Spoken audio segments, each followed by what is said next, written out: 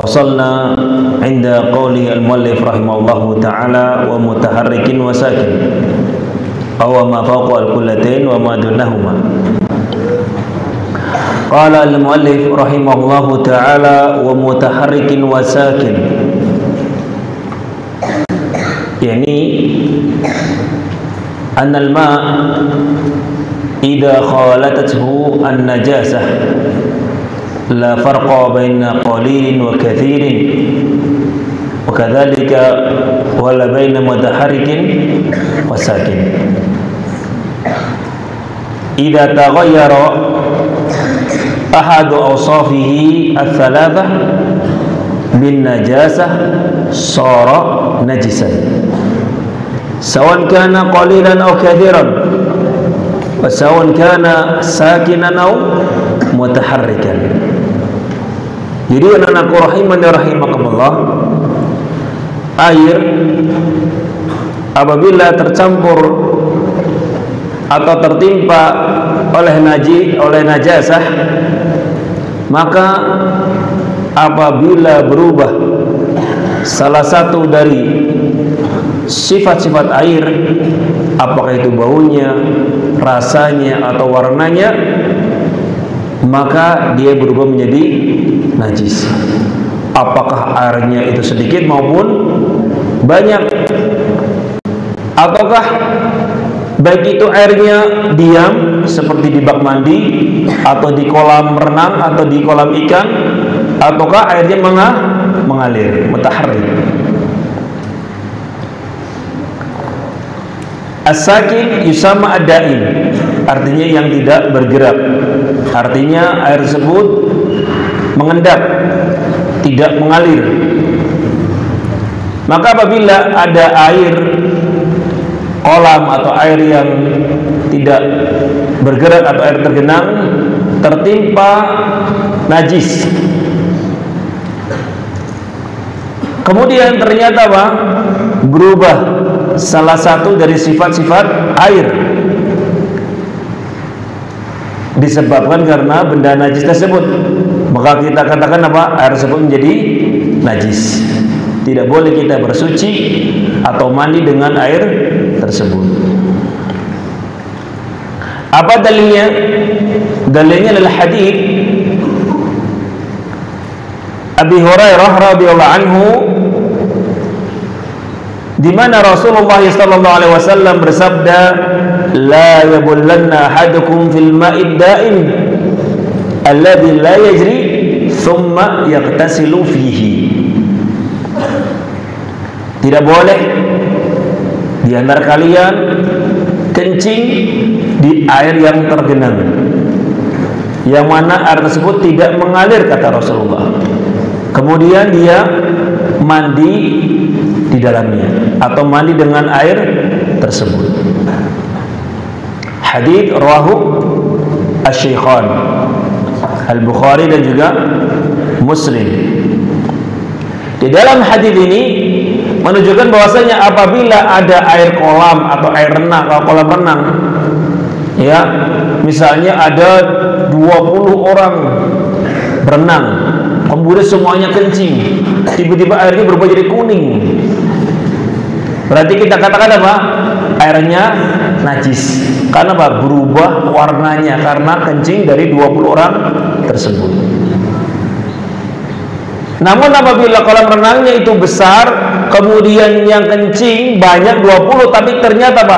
Baunya masih normal, tidak ada perubahan, warnanya tidak ada perubahan, kemudian apalagi rasanya juga tidak ada perubahan.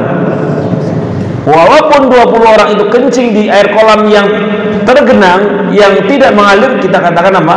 Tetap suci. Kenapa?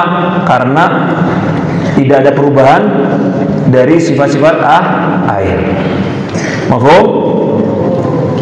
Nah, demikian juga apabila ada sungai, sungainya ngalir, ya, sungai selokan, kok tiba-tiba Pak sungainya berubah jadi kuning? Karena ternyata Pak ada spiteng yang dibuang ke situ, ya, pembuangan kotoran manusia ke sungai tersebut. kita katakan apa? Air tersebut najis. Kenapa? Berubah warnanya karena apa? Karena benda najis tersebut. Tetapi apabila walaupun sungainya kecil, ada air kencing atau kotoran yang mengalir di sungai tersebut, nggak merubah warna dan atau rasa atau bau dari air tersebut, maka kita akan apa? Kita katakan suci. Jadi al-ibrah yang dilihat adalah perubahannya. Faham dong? Yang dilihat adalah perubahannya. Apabila ada air kok berubah warnanya atau rasanya atau baunya karena benda najis, maka kita katakan air itu menjadi apa? Najis. Baik itu airnya sedikit maupun airnya banyak, baik airnya mengalir maupun tergenang. Ini kesimpulannya.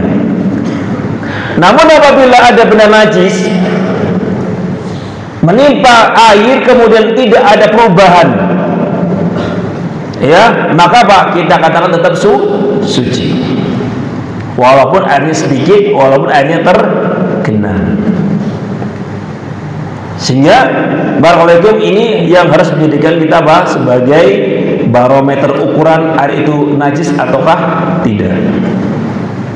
Qala wa musta'malin wa ghairu musta'malin wa ghairi musta'malin. Jadi juga baik airnya itu musta'mal, bekas dipakai orang, wa ghairi musta'mal atau tidak musta'mal, artinya belum dipakai oleh orang. Misalnya ada ember, ada orang berwudu langsung di situ, berubah warnanya. Fahim? Ternyata Pak, dia tadi apa? Habis kencingnya nyiprat kemana? Ke ember tersebut. Kita katakan apa? Airnya najis kalau memang ada perubahan warna atau rasa atau bau disebabkan air kencing tersebut. Namun apabila air itu buat mandi, kemudian sambil kencing jatuh di situ, ternyata Pak, air bekas mandi tersebut tidak ada perubahan walaupun air kencingnya jatuh, tetap apa? Dikatakan suci walaupun air itu musta'mal. Sebagian ulama mengatakan air musta'mal itu dia tahir namun ghairu mutahhir. Sebagian ulama mengatakan bahwasanya Pak, air yang sudah bekas dipakai untuk mandi atau berwudu, maka Pak, orang lain nggak boleh menggunakan air tersebut. Maka Pak, kita jawab ini adalah pendapat yang tidak benar. Kenapa? Karena bagaimana dikatakan apa? Orang berwudu di ember, kemudian airnya menjadi air musta'mal, kan? Kok dikatakan ghairu mutahhir? Dari mana? Apakah seorang muslim itu najis sampai mengatakan air tersebut musta'mal ghairu mutahhir? Jawabannya tidak. Abu Hurairah pernah bermajelis bersama Rasulullah SAW. Suatu hari tiba-tiba Abu Hurairah kok tidak ada. Loh, tadi kan Abu Hurairah ada. Ketika mau kajian kita kumpul kok tidak ada. Selesai kajian, Abu Hurairah tanya, ya Abu Hurairah, aina kunta? Di mana antum wahai Abu Hurairah? Ya Rasulullah, kuntu junuban. Aku sedang junub.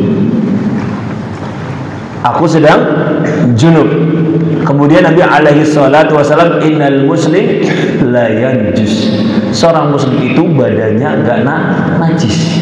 Walaupun kamu dalam keadaan janabah tetap suci badannya, enggak masalah kalau kajian kalau belum sempat bersuci, berwudu atau mandi. Sehingga Bapak ini dalil bahwasanya air musta'mal, air yang digunakan untuk bekas berwudu atau mandi seorang, ya, boleh digunakan untuk berwudu selama Pak, apabila perubahannya bukan karena benda najis, kita katakan tetap suci. Dari diantaranya adalah juga hadis Ibnu Umar dalam Sahih Al-Bukhari. Sahabat Umar mengatakan, anna sahabata radhiyallahu anhum kanu yatawadda'una min ina'in wahidin jami'an. Dahulu para sahabat pernah berwudu dalam satu bejana. Hintung, jadi fulan berwudu di bejana tersebut, kemudian datang lagi fulan berwudu dalam bejana tersebut. Ini menunjukkan bahwasanya apa? Air mustakmal tidak dikatakan apa? Ghairu mutahhir.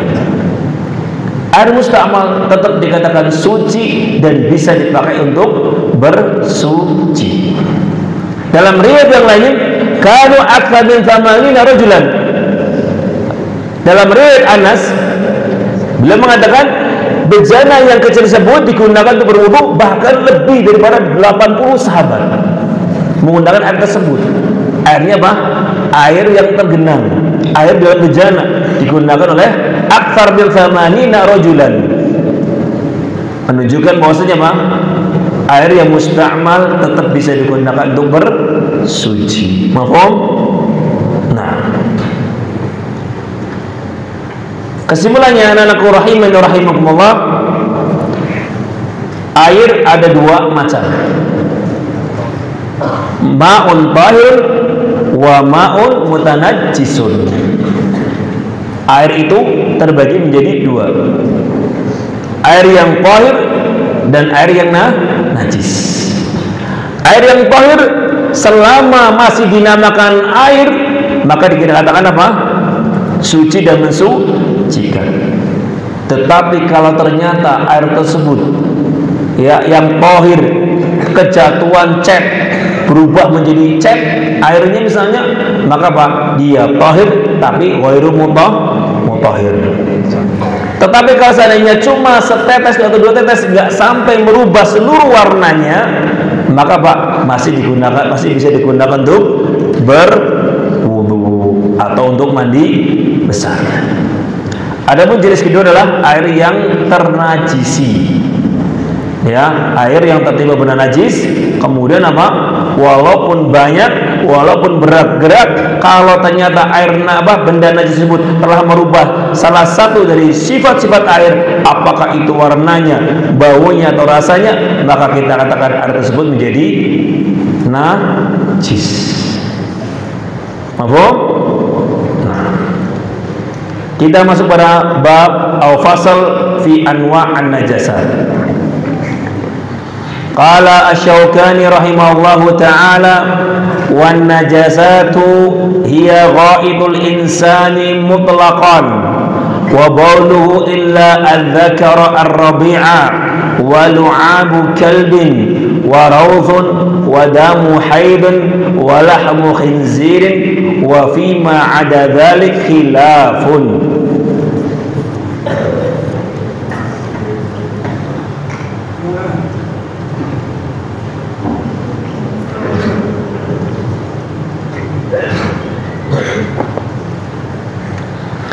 Baik, Asy-Syaukani rahimahullah ta'ala mengatakan, wan najasatu, benda-benda najis adalah ghaidul insan, mutlak, kotoran manusia secara mutlak, baik itu kotorannya bayi atau kotorannya orang dewasa.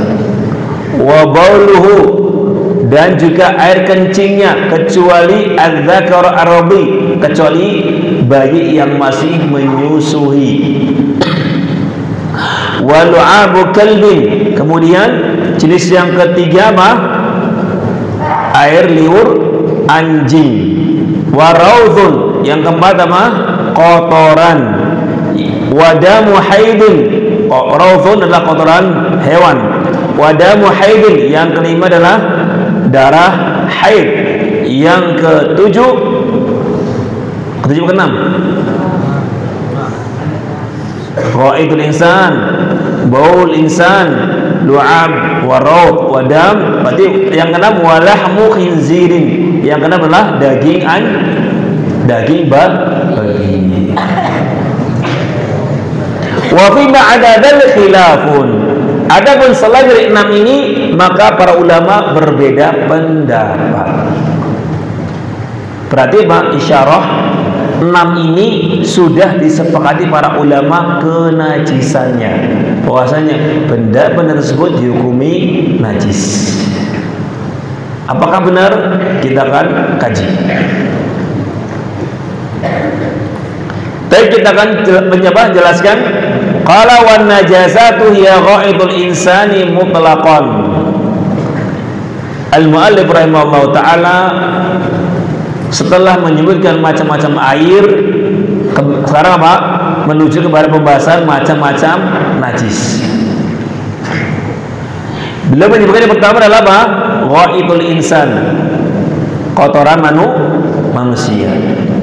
Nah, fahada mujma'un ala najasatihi. Para ulama sepakat kotoran manusia itu najis. Apakah itu bayi baru lahir, kemudian BAB, maka kotorannya najis.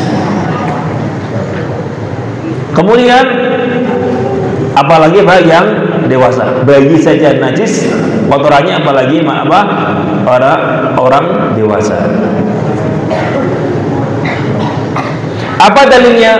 Kok kotoran manusia itu najis? Dalilnya adalah hadis Abi Sa'id Al-Khudri radhiyallahu anhu, di mana Rasulullah sallallahu alaihi wasallam bersabda, "Idza jaa ahadukumul masjid falyanzur fi na'laihi fa in ra'a fihi ma qadaran falyamsahhuma bil ardi thumma lisalli fihima."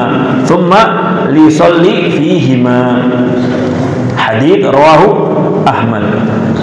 Perhatikan, kata Nabi alaihi salatu wasallam, apabila kalian mau masuk masjid memakai sendal. Ini menunjukkan dalil bahwanya Pak, di zaman dahulu para sahabat sholatnya pakai sendal. Boleh nggak di zaman sekarang pakai sendal?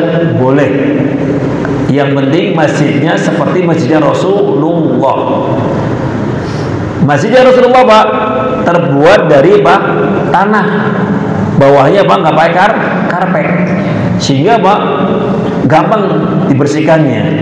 Adapun di zaman sekarang semuanya menggunakan karpet, sehingga kata para ulama, jangan terapkan sunnah ini di zaman sekarang, kecuali kalau masjidnya dari pasir, maka tidak mengapa kita sholat dengan sendal. Dan ini yang lebih utama. Kalau kita sholat di lapangan, atau sholat barqaigum lagi di padang pasir, atau lagi camping rehla, sholatnya di mana? Di tepi laut atau di lapangan, paling afdol sholatnya menggunakan sendal. Hendom.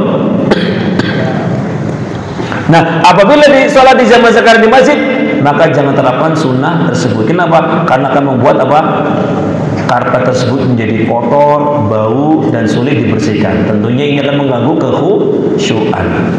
Tentunya darul mafasid muqaddam ala jalbi al masalih. Mafsadanya menghilangkan kekhusyuan, bahkan menimbulkan fitnah. Sedangkan as-shalah ala ni'al, salat dengan sendal itu cuma sunnah. Tentunya menghindari mafsadah lebih diutamakan daripada sekedar mengamalkan sunnah. Kalau kami dulu di Damat itu sholatnya pakai sendal. Nah, kenapa? Karena memang sudah terbiasa dengan mengamalkan sunnah. Namun ketika kita pulang beriza, maka kata para ulama seperti Syekh Ubaid dan juga para masyayikh al-Husain yang lainnya menjelaskan, jangan dipraktekkan di negeri kalian karena berbeda keadaannya dengan masjid Rasulullah sallallahu alaihi wasallam. Beliau mengatakan, apabila salah seorang di antara kalian masuk ke dalam masjid mau sholat dengan sendal, maka falyandur fi na'lai, maka coba lihat ke sendalnya, ke telapak sendalnya. Fa in ra'a fihi ma qadaran, apabila ternyata si sendal kalian itu di bawahnya ada kotoran, falyamsahhuma bil ardi, maka gosokkan ke tanah. Perhatikan, gosokkan ke tanah. Berarti menunjukkan tanah itu bisa mensucikan. Kira-kira baunya masih ada nggak? Kira-kira tentunya masih ada. Tapi yang seperti ini dimaafkan dalam syariat. Kalau sholatnya pakai sendal dibersihkan dengan tanah, itu pastikan sudah bersih walaupun masih ada baunya. Tsumma liyusalli fihima, kemudian sholatlah dengan sendal tersebut. Namun apabila ada kotoran maka dilepas. Sebagaimana Nabi SAW pernah sholat, tiba-tiba dilepas sendalnya oleh Rasulullah. Ya, kemudian para sahabat tuh, kok Nabi sholatnya sendal dilepas? Maka semua para sahabat melepas sendal-sendal mereka.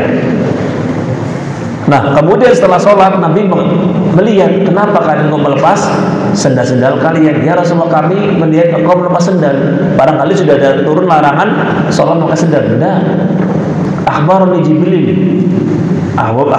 Jibril bahwasanya di sandalku ada najis, maka aku lepas sendalnya. Sedang kalian ada nggak najis? Ada najisnya? Tidak, maka jangan dilepas. Jadi adanya perintah mensucikan sendal dari kotoran ini menunjukkan apa? Bahwasanya kotoran manusia itu adalah najis. Kaidahnya di dalam menentukan benda itu najis atau tidak, apabila ada dalil yang memerintahkan untuk mencuci, berarti itu menunjukkan benda itu najis. Al-qaidah, apabila ada dalil yang sahih memerintahkan sesuatu harus dicuci atau dibersihkan, berarti menunjukkan benda itu adalah najis.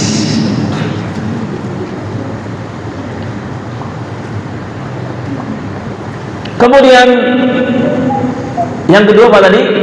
Air kencing manusia.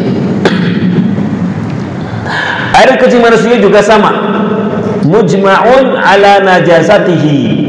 Para ulama sepakat bahwasanya air kencing itu najis. Apa dalilnya? Dalilnya hadits Ibnu Abbas radhiyallahu anhuma dalam Sahih Al-Bukhari dan juga Sahih Muslim.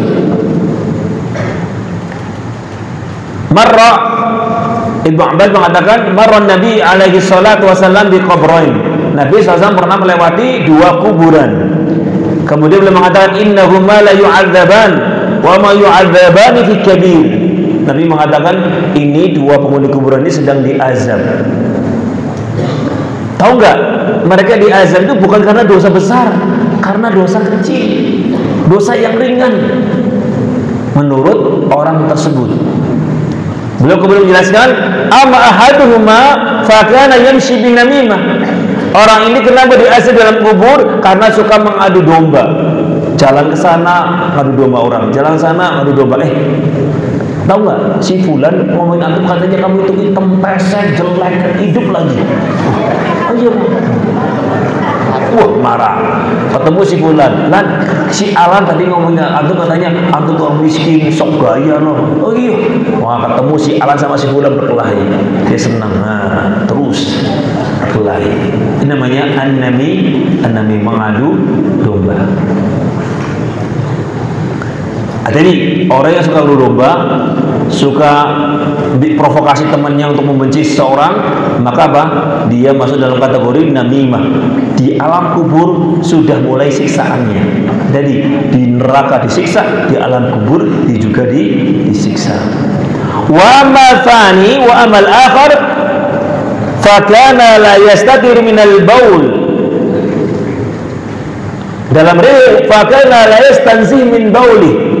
Ada dua riwayat. Layas tatir, artinya kalau kencing gak mau menutup, suka kayak sopir truk.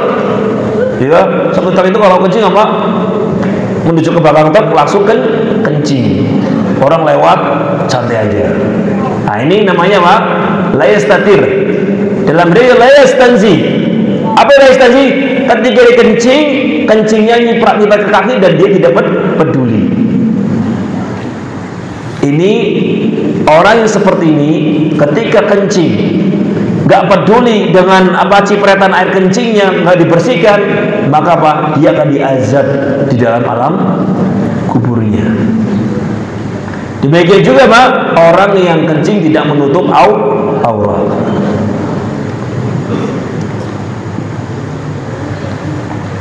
Dari dalil ini menunjukkan bahwasanya air kencing itu najis.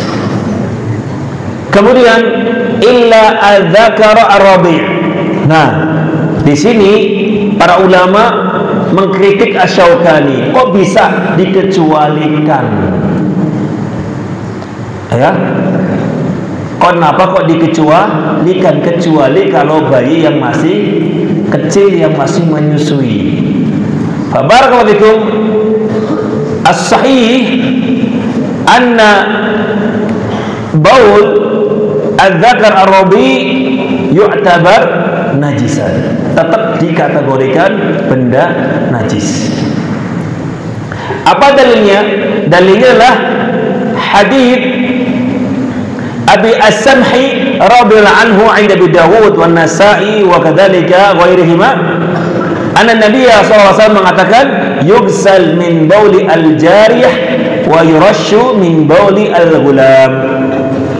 Kalau ada air kencing, kalau ada bayi kencing, maka jika bayinya perempuan maka dicuci, jika bayinya masih kecil yaitu laki-laki maka cukup dicipreti, cukup diperciki saja.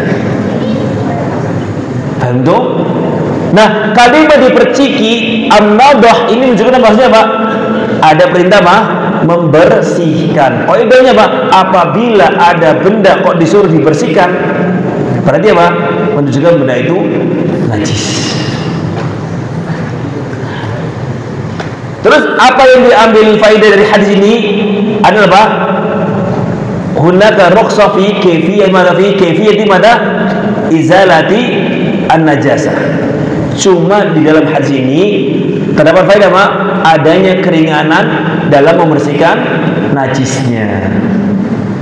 Kenapa kok dibedakan antara laki dan perempuan, bayi laki dan bayi perempuan? Karena apa?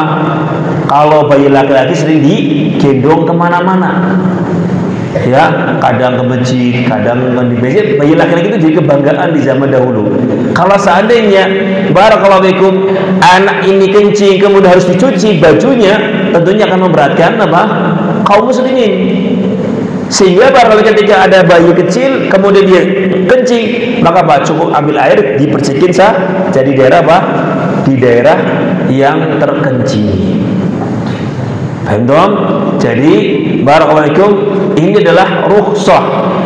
Sehingga barakallahu fikum terkait dengan masalah bayi laki-laki yang kecil yang masih menyusui, kita hukumi tetap najis, namun namun ada keringanan dalam masalah cara mencucinya. Paham tuh ikhwani? Nah, barakallahu fikum az-zakar ar-rabi. Kalimat az-zakar ar-rabi, apa dhabitnya? Apa batasannya seorang bayi itu? Cara membersihkan air kencingnya cukup dipercik saja ketika bayi itu belum mau makan atau makan sedikit tapi tidak tergantung dengan makanan. Entah? Al-khulasah ma mana ar-radi madama fil haulain. Pertama ini, selama dia masih berumur di bawah 2 tahun. Wa madama lam yakul at-ta'am, idza istagna bit-ta'am fa 'inda dzalik yuksal bauluhu. Selama dia belum makan. Artinya kalau ada bayi sudah senang ngemil, sudah senang makan, enggak cukup dengan susu, maka ketika ada bayi ternyata susu yang dia minum enggak cukup, harus ada makanan, berarti air kencingnya harus dicuci. Ingat, yurashu itu cukup diperciki. Entah, ada pun yuksal, berarti harus ada kucekan, ada cucinya. Mafhum ya ikhwani? Nah, sehingga anak rahimani rahimakumullah, ini yang harus dijadikan dikit pengetahuan bagi kita. Semisal dengan az-zakar ar-rabi adalah al-madhi wal wadi. Demikian juga di sana ada najis yang ringan, Cara mencucikannya seperti air kencing bayi laki-laki yang masih menyusui. Apa itu? Al-madhi. Apa itu al-madhi? Cairan kental yang keluar dari kemaluan. Biasanya karena syahwat, bayangin sesuatu kemudian tiba-tiba apa? Keluar cairan kental. Yang ribut ini biasanya berarti pengalaman ini.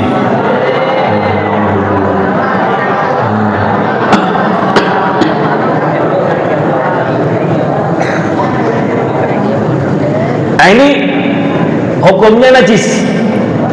Ya, madhi itu hukumnya najis. Biasanya keluar ketika ada syahwat. Kemudian yang kedua al-wadi. Al-wadi dengan dal. Al-madhi dengan dha, al-wadi dengan dal. Adalah cairan yang sama. Cairannya itu ambil lazij. Lazij itu lazijun bukan lazib.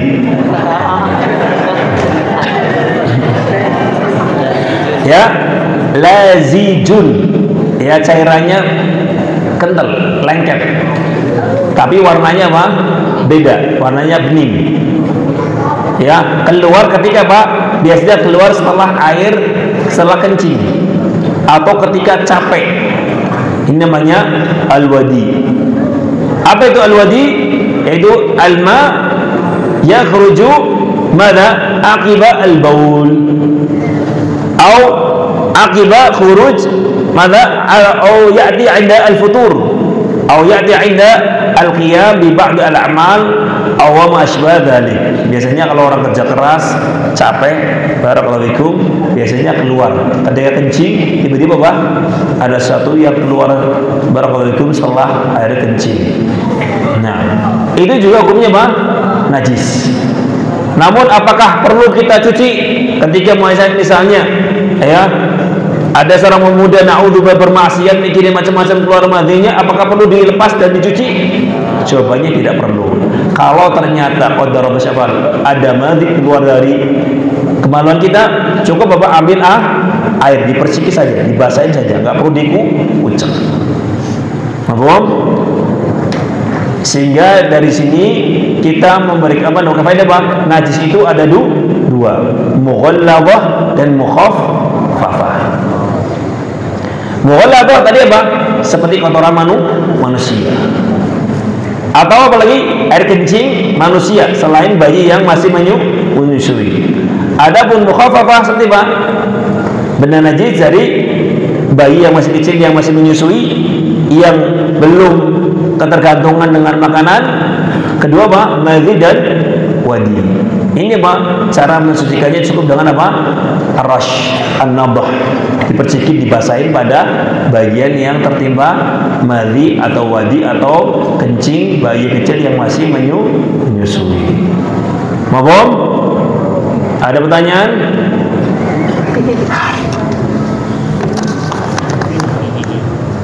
Yang berkenaan dengan pelajaran dulu.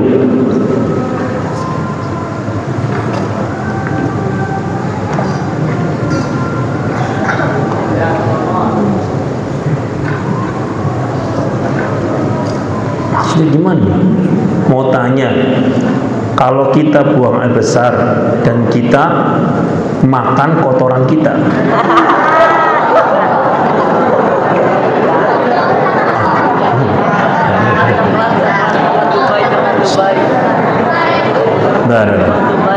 ada haram, la yajuz. Tidak boleh makan benda najis.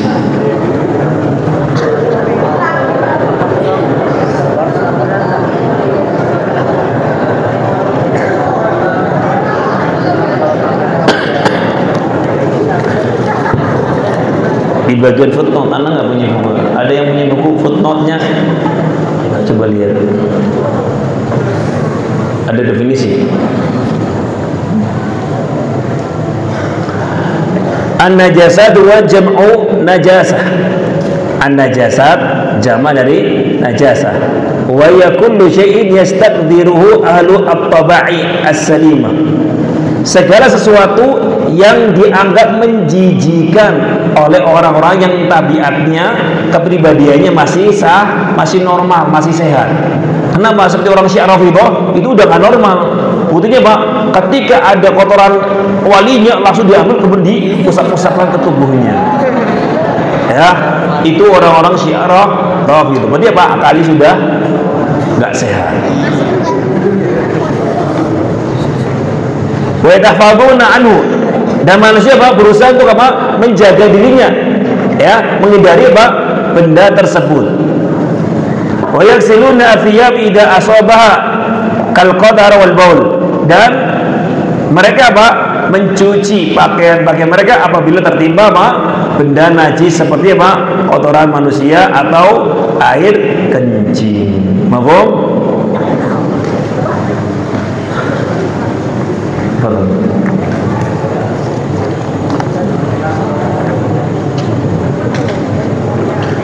Yang berkaitan dengan Pak Jarong dua apa? Terhindar dari syirik. Syirik apa nih? Syirik hasad atau syirik antum syirik lu sama aku?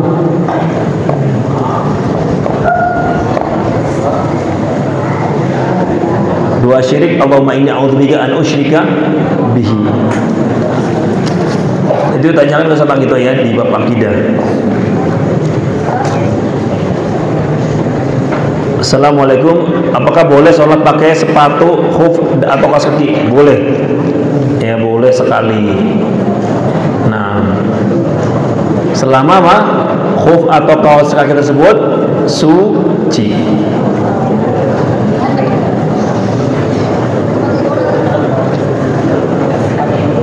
Nah, kalau ada air kencing kita ya menimpa barakallahu fikum kita, maka cara mensucikannya banyak. Bisa dengan dicuci atau bisa dengan dijemur. Yang penting apa? Sampai apa? Baunya dan zatnya itu hilang.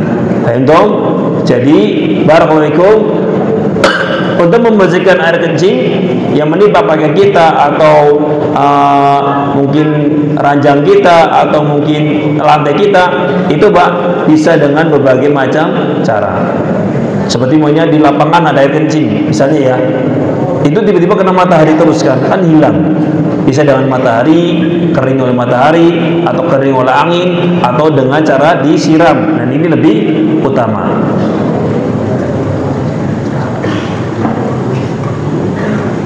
Ini mah dengerin lagu apa lagi?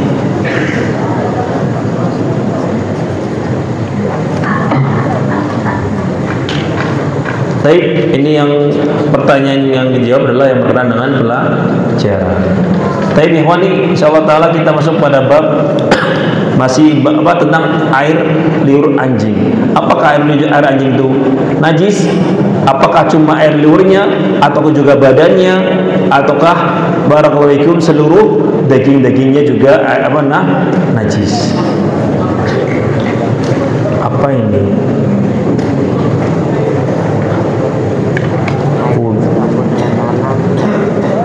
Air yang bercampur dengan tanah itu suci nggak? Suci. Kalau seandainya kita mandi sungai tiba-tiba ada lumpur berubah warna lumpur tersebut, berubah air tersebut karena lumpur atau kotoran hujan, suci nggak? Tetap suci. Itu karena apa? Perubahannya karena bukan benda najis. Naktafi bihadzal qadar. Subhanakallahumma wa bihamdik, asyhadu an la ilaha illa anta, astaghfiruka wa atubu ilaik. Tafadhalu, barakallahu fikum.